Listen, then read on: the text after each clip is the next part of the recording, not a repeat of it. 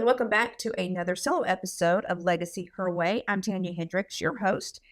What does it mean to build a legacy on your own terms? So this podcast talks about that. We talk about building legacy. This is the podcast where we explore how women are creating powerful personal legacies through faith, family, community, and beyond. From foster moms to founders, caregivers to creators, we go beyond the buzzwords and talk about real life, real impact, and the values that guide it all. Whether you're building wealth, raising kids, or launching your next big thing, this space is for you. And this episode is sponsored by Huntsville Estate Planning Lawyer, LLC, where we empower your vision and secure your future through estate planning and trademarks. Today, we're going to talk about a subject that's been near and dear to my heart for a long time.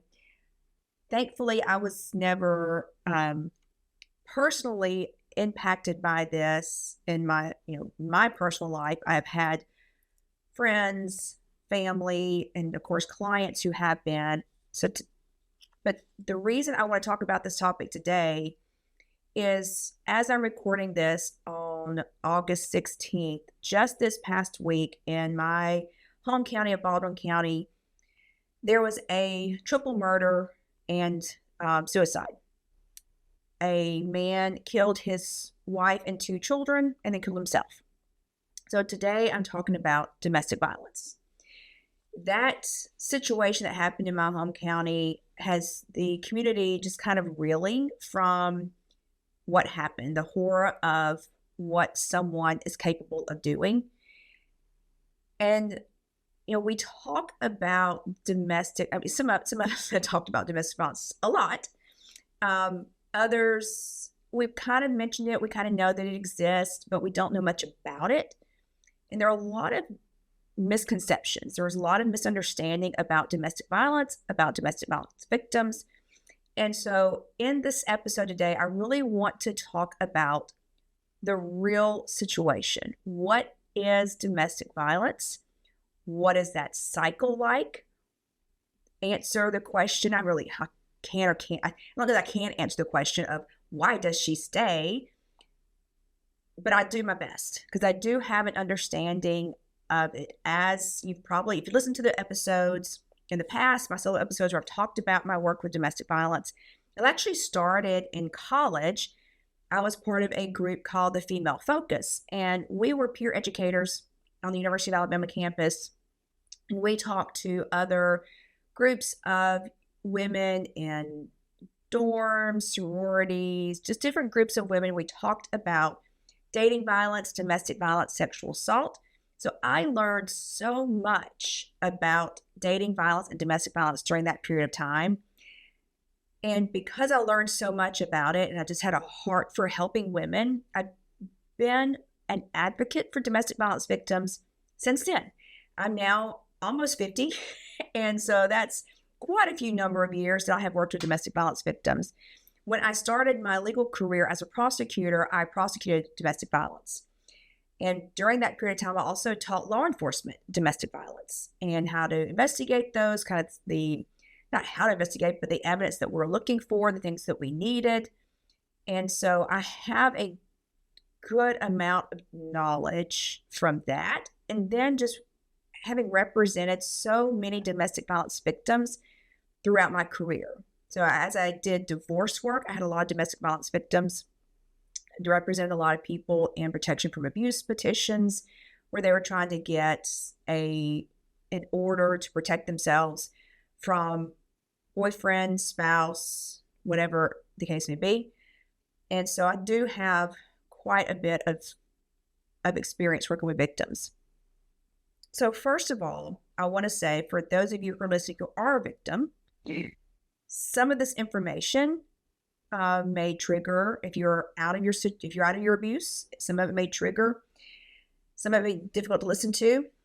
And if you are currently in a domestic violence situation, I will have in the show notes an 800 number for domestic violence hotline so you can get help. Please, if you are in a domestic violence situation, please get out now.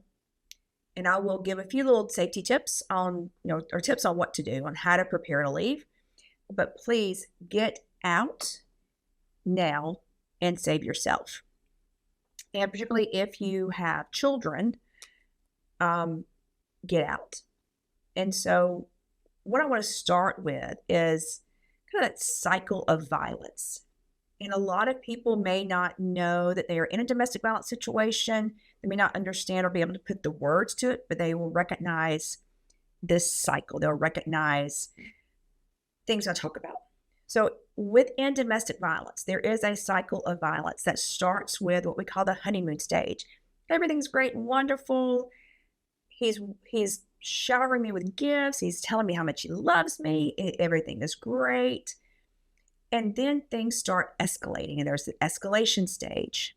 And in that escalation stage is a time when he's probably not hitting, but there are a lot of negative comments.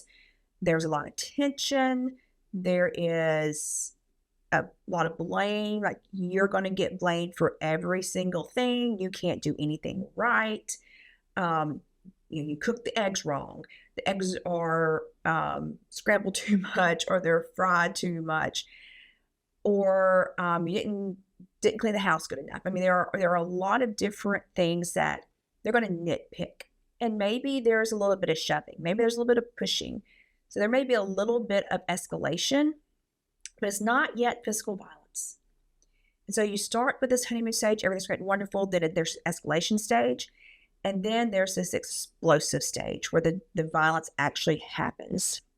And that violence may be a hit, shove, strangling, anything up to death. And, I have seen and worked cases where that was the case, where there was a death. The most dangerous time for a woman is when she's leaving. That is when it is most dangerous, and a woman is most likely to be killed by her partners when she's trying to leave, statistically speaking. But to get back to the cycle of violence. So you have the honeymoon stage, the escalation stage, and you have the explosive stage. And then it goes back to the honeymoon stage. Because after there's that explosive event, after he's hit, shoved, kicked, choked, stabbed, shot, whatever, if she's still alive, then he'll go, "Oh, honey, I'm so sorry. I'm so sorry. It'll never happen again. I was drinking. I had too much to drink. And that's why it happened. I'll never do that again. I love you so much. You're the most wonderful thing in my life. I never want to live without you." All these things he's going to bring flowers. He's going to buy gifts. He's going to do all of these things to try to convince you to stay, that it'll never happen again. And then it does, because it's a cycle. So everything's going to be great and wonderful for a while, and then it starts back. And depending on the length of time you've been together and the length of time that this abuse has been happening, that honeymoon stage may be really long. It may be months.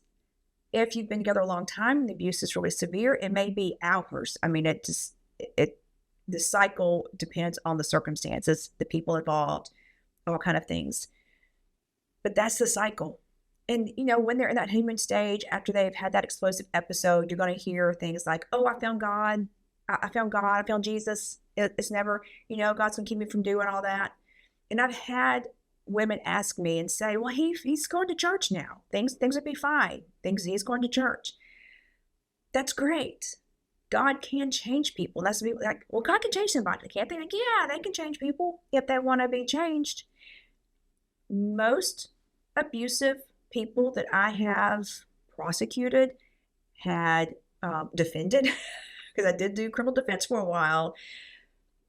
Those that I've been on different sides of divorces and child custody cases and PFAs, most of them are not going to change.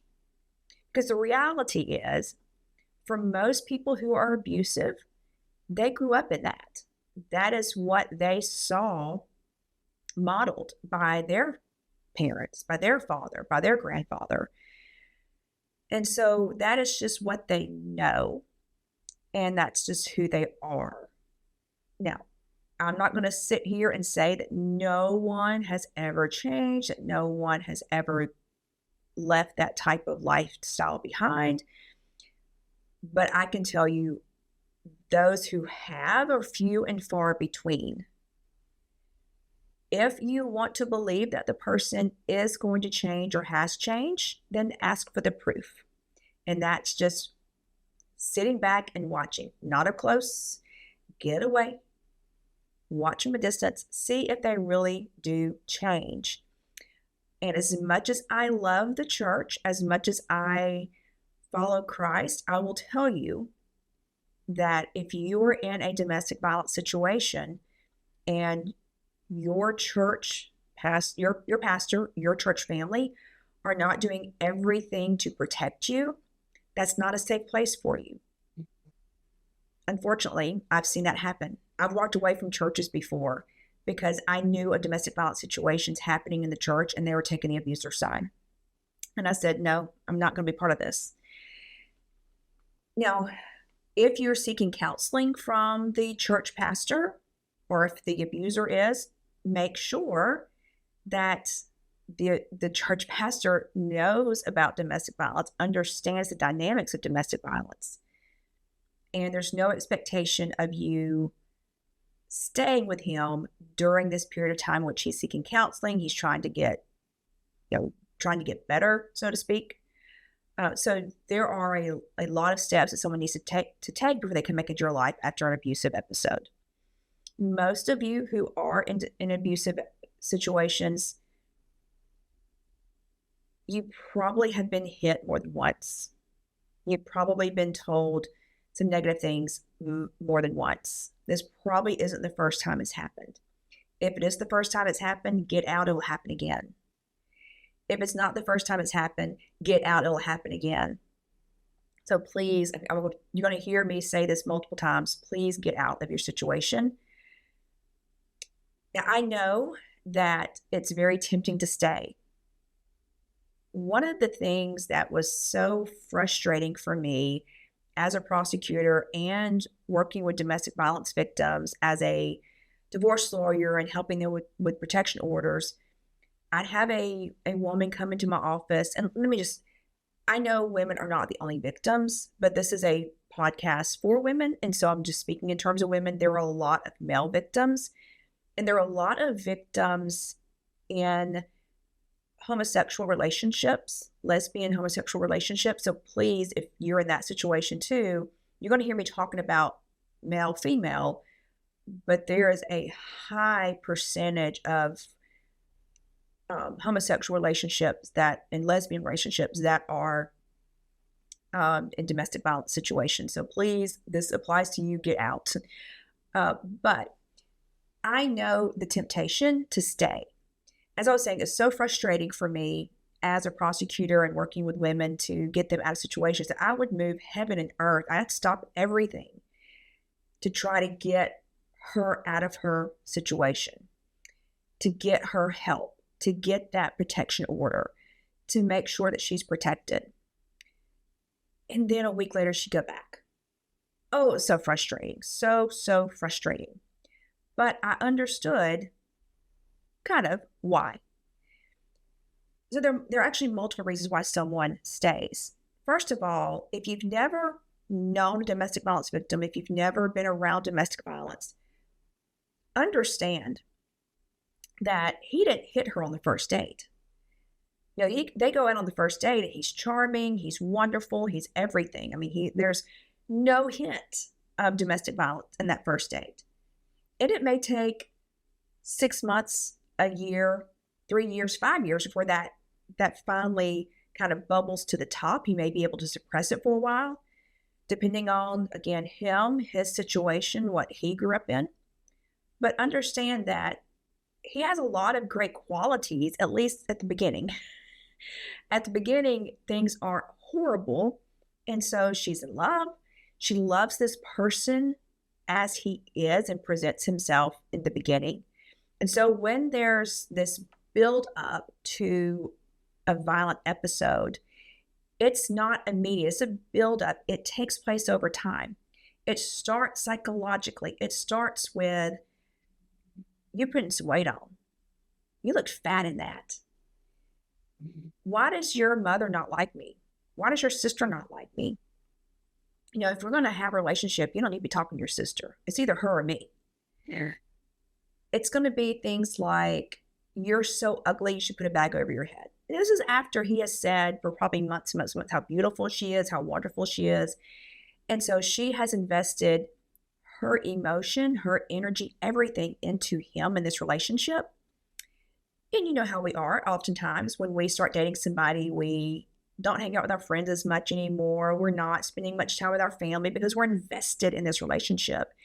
And in a domestic violence type situation, an abuser is going to consume much more of her time and much more of her energy to the exclusion of others. And so he can get her in a situation where she totally trusts him, totally depends on him, before he really starts changing things around, turning things around, and making her, ostracizing her from her family, making her feel like she is less than, making her feel like no one else is ever going to want her, making her feel like she's the ugliest person in the world.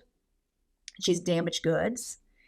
Sometimes after that first episode where maybe she has a black eye, he's going to tell her, you're damaged now. Nobody's ever going to want you. And she's going to believe those things. She's going to believe all those things that he has told her because for such a long period of time, he built her up. And he showered her with love. He showered her with affection. He showered her with gifts. So there is this buildup that she's totally connected to him. Everything is connected to him. And so when the abuse starts, it starts psychologically before there's a hit, before there's a slap, before there's a punch, before there's a knife, before there's a gun, before any of the physical stuff. There is this psychological abuse that happens. And oftentimes the victim doesn't even see it. Now, maybe the friends and family see on the outside, but the victim doesn't see it. She doesn't understand really what's happening. She's understanding that he is the one person that she totally depends on and believes because he has got her to that point.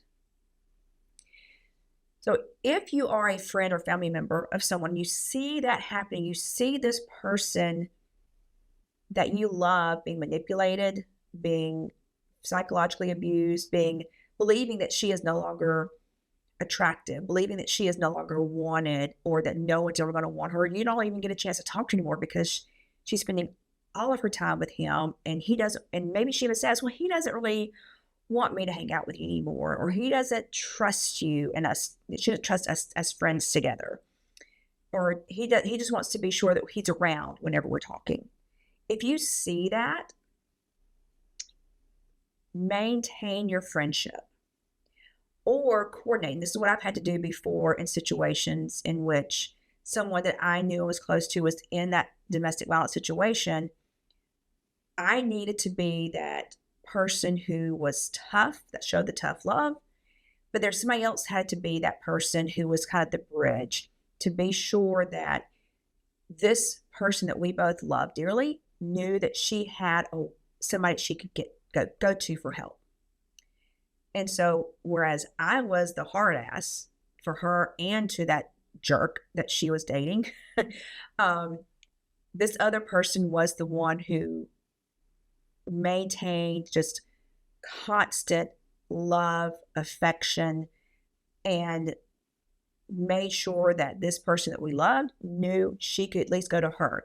Even if I was ostracized because I was such a bitch to the boyfriend who was beating her up, because I was cut out of her life for that, this other person was not.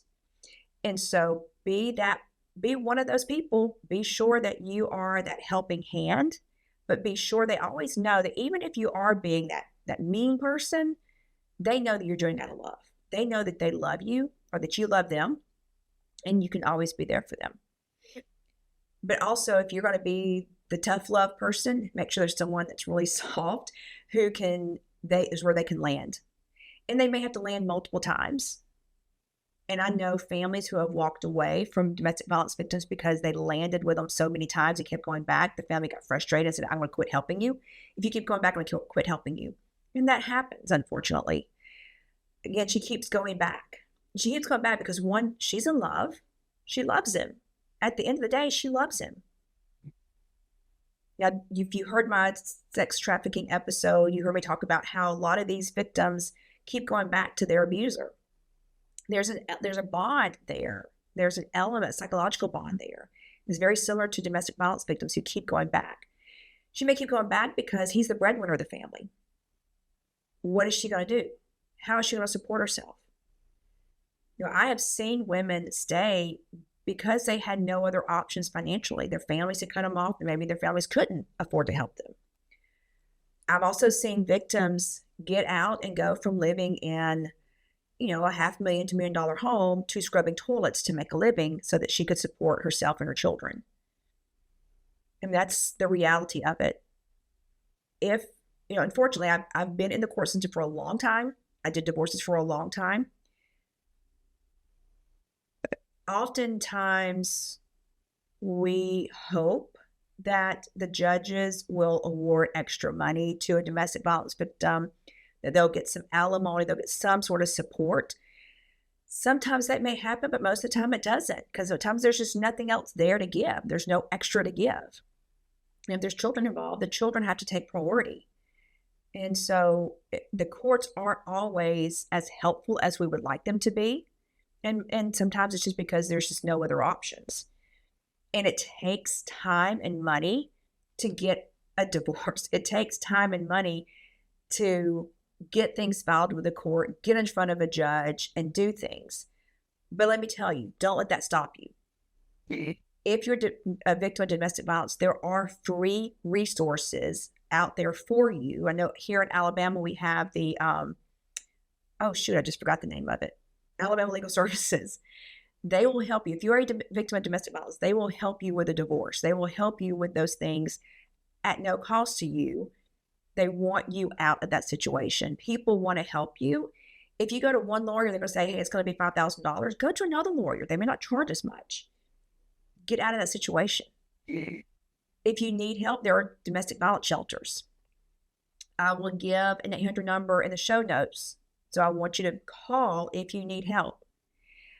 Here are some things I want you to think about if you're in a domestic violence situation or you know someone who is.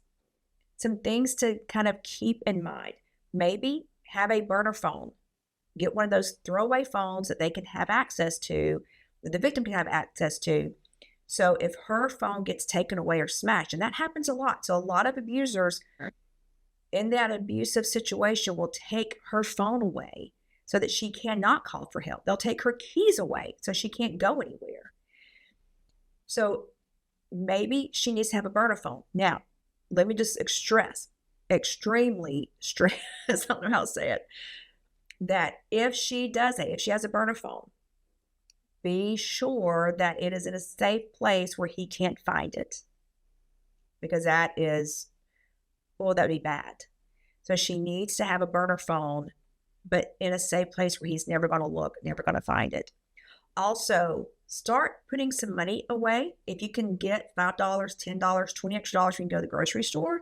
Now, sometimes he monitors the grocery bills, he checks the receipts and everything. But if he's not at that level of abuse, then I want you to take out some money here and there and stockpile it. So you have a little nest egg so that when you get out, you have some money to fall back on. You need to have at least enough to get you through a couple of days at a hotel if you have to do that, if you can't get to a shelter. It's also going to be good if you can have some money, maybe a couple $1,000s, if at all possible, a couple $1,000s to be sure you can get a lawyer to get that process started getting out. I'm not saying you have to have that. That would be great to have, but at least have a couple hundred that you can maybe get to a hotel, buy gas, because most likely he is going to cut off access to money. You're going to lose access to a debit card and credit card. You're going to lose access to your bank account. He can go drain it and you've got no access. So if you can stockpile some money just a little bit here and there, do it. If at all possible, again, keep it in a safe place.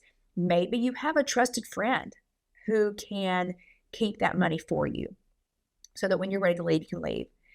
If you can stockpile, maybe you have some medications. Your children have medications that they'll need for a couple of days.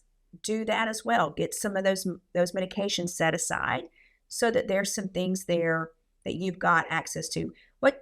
If you're able to safely, have a bag where you have put in some underwear, some clothes, maybe some toiletries, these extra medications.